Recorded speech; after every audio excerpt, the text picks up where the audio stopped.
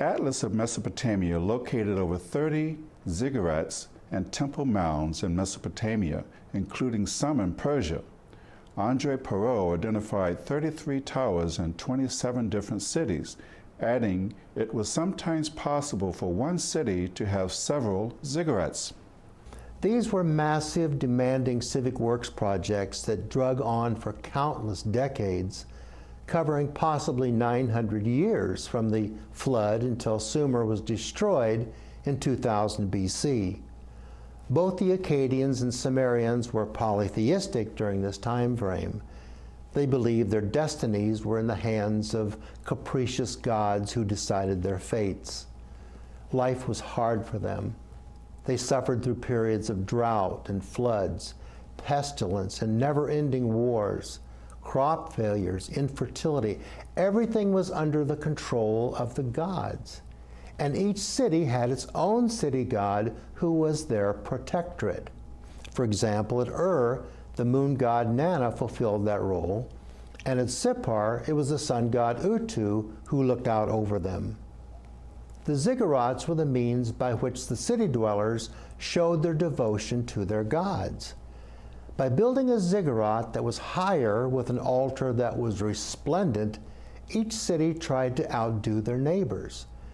By showering their city god with devotion and worship, he or she would be elevated in the eyes of the other gods and would reward them in turn with favors in the form of good weather, fertile fields, success in battle, and so on.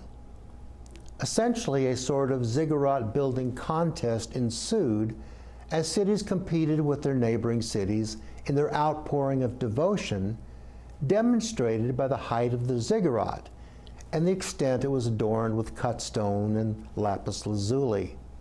This was the topic that dominated their daily conversations. They were of one lip and one speech. The confusion of tongues at Babel was not about scrambling one common language into various different languages. It related to the predominant topic of conversation of the day, which was all about building mud brick platforms and adorning them with temples of worship. Yes, as I said before, the true confusion of tongues was the translation from Hebrew into English. Genesis 11 continues. Genesis 11, 2-3, and it came to pass as they journeyed from the east that they found a plain in the land of Shinar, and they dwelt there. And they said one to another, Go to, let us make brick, and burn them thoroughly. And they had brick for stone, and slime, asphalt, bitumen, had they for mortar. Hebrew chroniclers point to Nimrod, king of Babylon, Genesis 10, 9-10, as the instigator in building the tower honoring Marduk, with additional sanctuaries for Enlil and Ea. According to Louis Ginsburg, who wrote The Legends of the Jews, city councilors with their eyes on neighboring cities proposed the plan of erecting a tower, and Nimrod, the reigning monarch, agreed to it. Motivations among the tower builders themselves may have been mixed: a desire to reach the gods, an uprising against God, devotion of the gods, a desire to wage war against the gods, or a means of surviving future floods. There is also a clue in Genesis 11:4.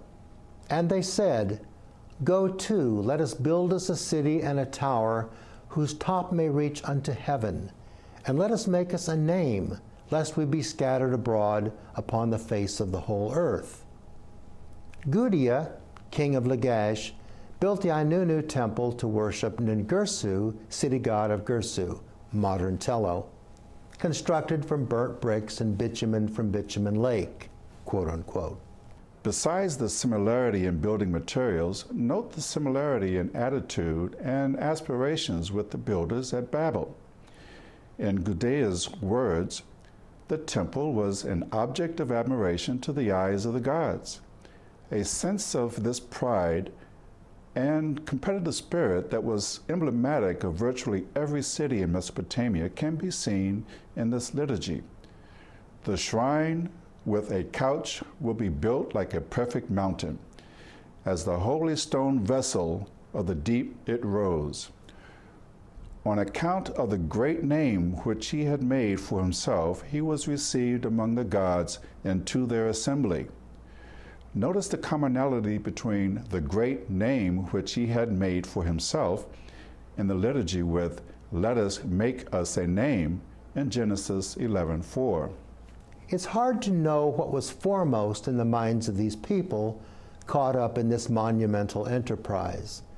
Whatever the initial incentives were, the builders at Babylon became caught up in this city versus city competition with their neighbors. In a unified and prideful effort, each city tried to elevate their own god, raising his status among the other gods, and reap the rewards that would improve their lives. The presence of Nimrod as the reigning monarch over the city of Babylon suggests that at least some of the residents were descended from Ham. The children of Arphaxad, descendants of Shem, named in the same chapter of Genesis, were likely residents too, and unless they abstained, took part in a common civic works project. The following was written by 9th century Byzantine chronicler George Synkelos. And Nimrod incited them to insolence towards God and contempt. The grandson of Ham, the son of Noah, and a daring man of action, he persuaded them not to attribute to God the prosperity they had through him, but to think that their own virtue furnished this to them. And he began, little by little, to transform the state of affairs into a tyranny, lawlessly believing that if they continuously lived under the same power, people would abandon their fear of God. And he started threatening to retaliate against God if he resolved to flood the earth again, for he would build a tower higher than the water was able to reach, and he would avenge the destruction of their forefathers. And the population was eager to follow the teachings of Nimrod, considering its servitude to give way to God. And they began to build the tower, and was built from baked bricks cemented with asphalt, so that it would not wash away. City dwellers in other parts of the Mesopotamia were likewise engaged at a time in history from about 2400 to 2000 BC, when major cult centers became preoccupied with building ziggurats. This comes from the Atlas of Early Man. In Mesopotamia, the temples of the pre-dynastic period developed into grandiose monuments which dominated not only the cities they were meant to serve, but the whole of the valley floor. Though their design showed high skill, technically they were the simplest: a mud brick core encased in a weatherproof skin of burnt brick set in bitumen.